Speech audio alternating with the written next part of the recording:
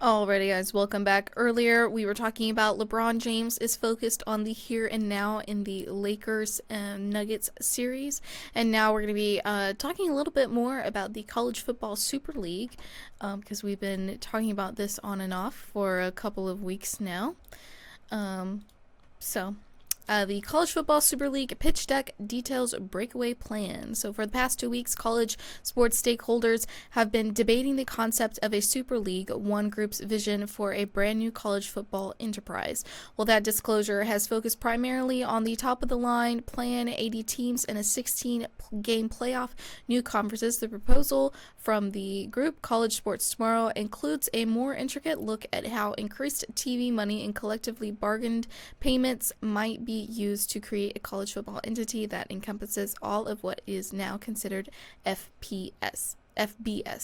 Sportico recently obtained a confidential pitch deck, which was circulated by the group in mid-February. The document contains a number of previously unreported details, including a specific plan for sharing broadcast revenue with players, a 40-game spring football festival, and a preliminary look at how the Super League's 70 permanent members might be arranged in 7 geographically aligned leagues. College Sports Tomorrow, a collective of U.S. sport team owners, executives, and college administrators, have spent months trying to distill the current upheaval in the intercollegiate athletics into an entirely new business model. The group includes the Devil Sixers owner David Blitzer, NFL executive Brian Rallup, Cleveland Brown owners Jimmy Haslam, Syracuse Chancellor Kent Seroid, and Turkey ZRG Chairman and CEO Lynn Perna. An 11-page deck titled Competitive Equity Proposals and dated February 15th was produced for CST by Turnkey ZRG, a search firm that works extensively in college athletics. The document is marked attorney-client privilege, although it is unclear why, since Turnkey ZRG is not a law firm. A representative from CST didn't respond to an email seeking a comment on details. First, I just want to say confidential. Yeah, okay. Anything that comes out with college football and they claim is confidential is Do you think they're going to keep that? Nobody's keeping quiet, are they? no, because they want to see how people are going to react to all this stuff. Nothing, they'll say it's confidential, but nothing, I feel like, ever in college football is confidential. These people are lying right now saying that it's confidential. I That's kind of just feel my like speculation. I just want no, no, to. no, no, no, no. I agree with you. I kind of feel like they in college football they kind of float little things out to the Mm-hmm. media. And they sprinkle some, just throw Yeah, some stuff out there. and then just say and just sit back and wait. Mm-hmm. And if people are upset about it, then they're like, "Oh no, no, no, no, no, We that's weren't gonna nothing. We do weren't going to that. do that. No, no, we take that. They put it in. They throw it in the We're just lake. thinking Then about they it. We're not gonna do it though. then they float something else out there, and they wait to see Mm-hmm. how it Yeah. goes down, and then they'll determine if they're going to move forward. Mm-hmm. They wait for the court of public opinion Mm-hmm. to make determinations on Yeah. a lot of their decisions out there. Mm-hmm. So, what did you think of this when you looked at this? Oh, it's a lot. For one, it's a lot. No, I'm I gonna tell don't you. really Go ahead. have like I don't really have any negative feelings towards this Super League. I love this thing. This Mm-hmm. this thing is absolutely perfect. I mean, it is absolutely perfect. Mm-hmm. It's never gonna happen, but it's truly a situation where what is best for college football is the Super League. Mm-hmm. But what's truly gonna happen is the haves are going to take advantage of it. That means the SEC and the Big Ten are only going to agree to things that are going to help them. Mm-hmm. Now, the thing that I thought was so cool and so perfect was the fact that the different divisions that they put together. I thought this was absolutely perfect. So the first thing they did was they had a West Division.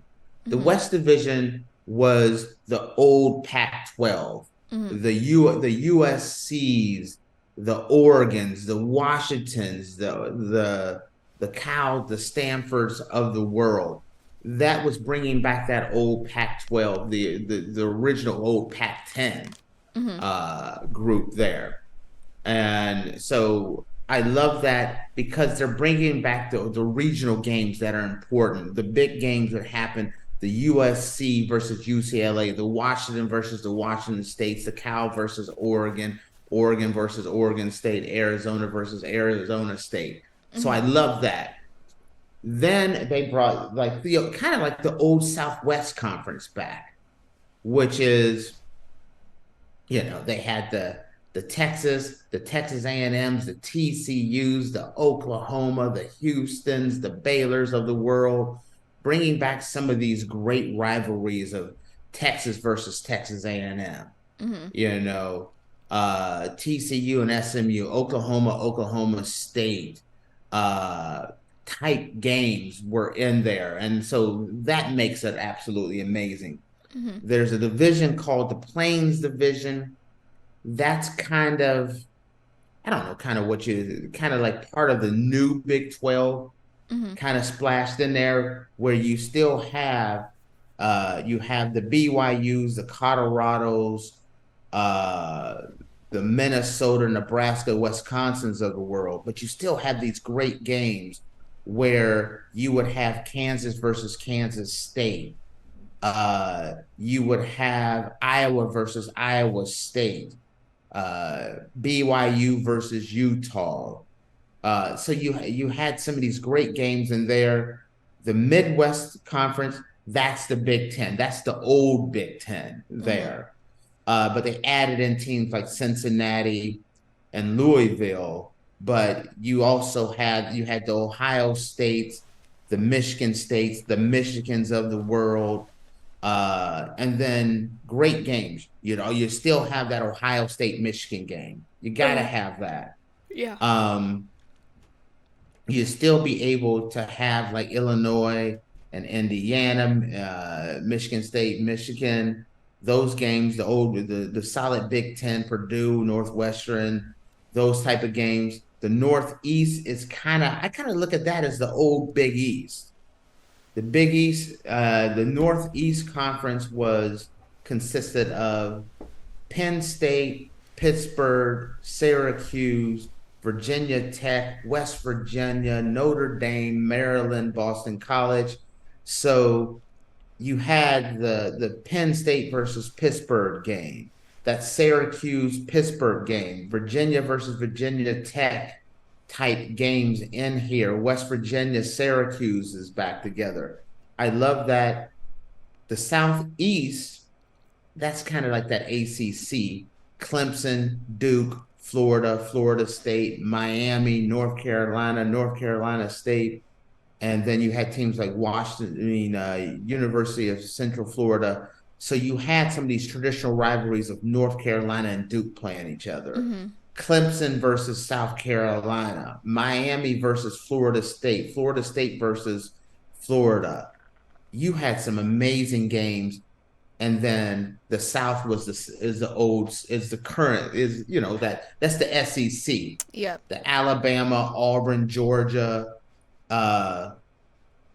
Georgia Tech. One of the things people don't realize is for years and years and years, Georgia Tech was always part of the SEC. That's something that I don't know if you even knew that. Did you know that? Yeah. Yes. Georgia Tech was always a part of the SEC, so that brings that back. The Tennessees, the Vanderbilt, Ole Miss. So you have the Ole Miss versus Mississippi State. You have the Georgia and Georgia Tech game comes back. Alabama, Auburn, Alabama, Georgia, Tennessee, Georgia, Alabama, Tennessee. You have all those games, which makes it absolutely fantastic. And then you have that Group of Five league. That's that league with relegation. The top Group of Five teams, top 10 Group of Five teams all play in a conference. And they put it up over the last couple of years, teams like Boise State, Liberty, Miami of Ohio, Toledo, has been at the top of the Mid American Conference for years, UNLV, Tulane, uh, UTSA, those games there. I thought this is exactly what college football was originally set up as before all the money got involved. These divisions were already set up, so they're kind of doing a reset, which would be incredibly good for everyone Mm-hmm. involved. I love how this thing had it set up so that they had profit sharing with the players. So freshman players got so much. You got a little bit more if you're a sophomore. Got a Mm-hmm. little bit more money if you're a junior, as far as Mm-hmm. percentage of the profits, and you got the most as a senior. So it rewarded kids for playing college football, getting a Mm-hmm. piece of the advertising television money, Mm-hmm. but also rewarding kids for going to school, staying in school, making their grades. Teams would also have a salary cap Yeah. so that it makes it fair and balanced. Ohio State's going to have way more money than, let's say, University of Central Florida. Mm-hmm. So there were things in there to make sure that Ohio State couldn't just go out and buy them a national championship, because Mm-hmm. teams like Ohio State, Michigan, Auburn, Georgia, Tennessee, Texas, they have that kind of money, USC, to buy a national championship Mm-hmm. if there's no regulations. So they took that into account as well. When you look at the slide deck, it is flawless. It has everything that you would want, except for the fact that power corrupts and no one is willing to give away power. Right. The SEC is not going to say, "Hey, it's okay to split us up." The Big Ten's like, "No, it's okay that we'll lose. We're going to go away, and there's going to be this new thing called the Midwest Conference, and some of our teams are going to end up in the Northeast Division and the Plains Division." It's not gonna. It won't fly. Mm-hmm. That's the only sad thing about it, because this is the right answer, Yeah. but no one is going to tell you.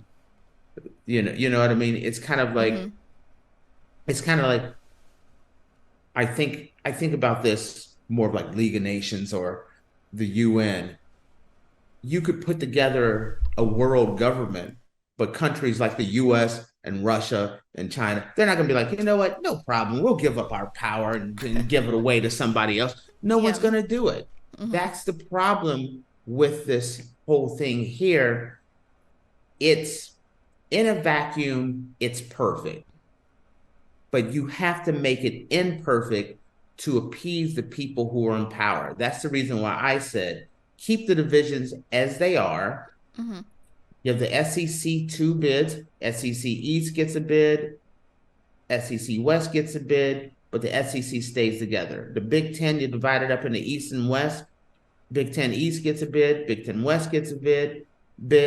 So the two big boys get their division. They get to keep get extra bids. They get to keep their money for those conferences, and then ACC and the Big 12 and the new Pac-12, they each get one bid, and then one extra bid among those three conferences, and then you still have the Power Five division. That's the only way I can see this actually working, because then the ACC gets to keep their division and their television contract. The Big Ten keeps to keep their television contract. The television networks are happy. That's the only way I can see doing something like this and making it work.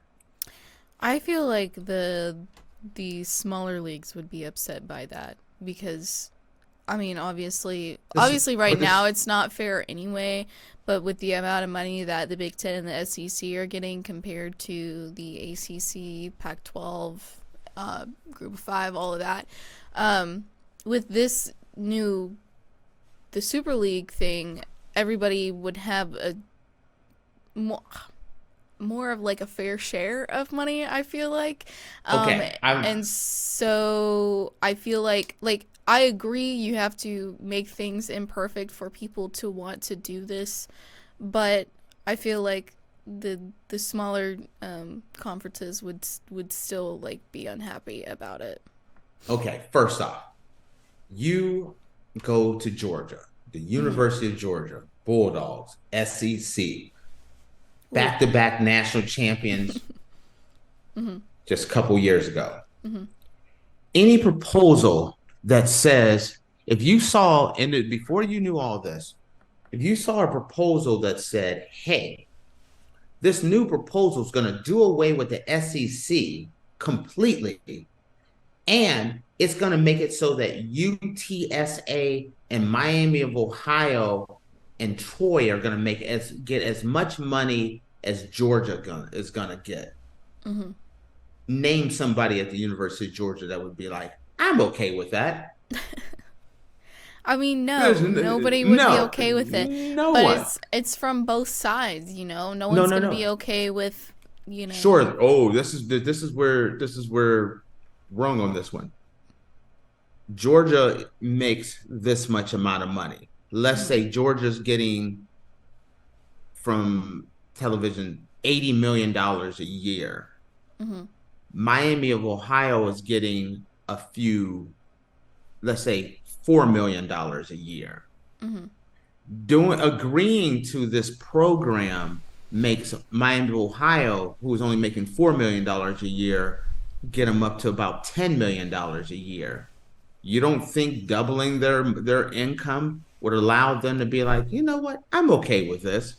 Because the alternative is, hey, you can double, maybe triple your money, or the new proposal will just exclude you completely and your $5 million will go down to nothing. That's the reason why the small schools will agree to it. Look at Washington State and Oregon State when the Pac-12 fell apart. They're begging people to let them in their conference. Didn't get in. Look at Cal and Stanford willing to forego money to get into the ACC. Look at SMU signing an agreement that we will take $0 for a decade if you just put us in the ACC. So you see how important that is? That SMU is willing to take $0 for a decade.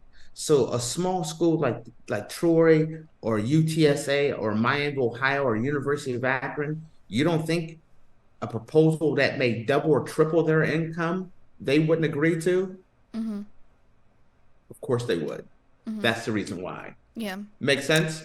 Yeah, yes, you're right. I mean, but because I wish y'all would just do the right thing and do what's this. The best thing for college football This is very different than what people would actually do. Well, I think it's stupid. That's kind of like saying Elon Musk and Mark Zuckerberg, we want to take all your money and we want to spread it out among all the Americans evenly. You would be for it and you'd say that's great. Heck yeah, I'd be for it. Nobody needs that much money in their life anyway. They're not going to spend it by the time they die. That's so true. It is true. They will never spend it, but you know, no one's gonna agree to that. Yeah, I guess. It is. But it is nuts. Think of what's good for the sport itself, and y'all stop being so stingy with your money, okay? And I'm gonna leave it at that. Okay, we're gonna leave it at that. Alrighty, guys. Well, we're gonna take a short break, and when we come back, we're gonna dive into our Florida Man Friday segment of the week. So make sure you guys stick around, and we will be back in a minute.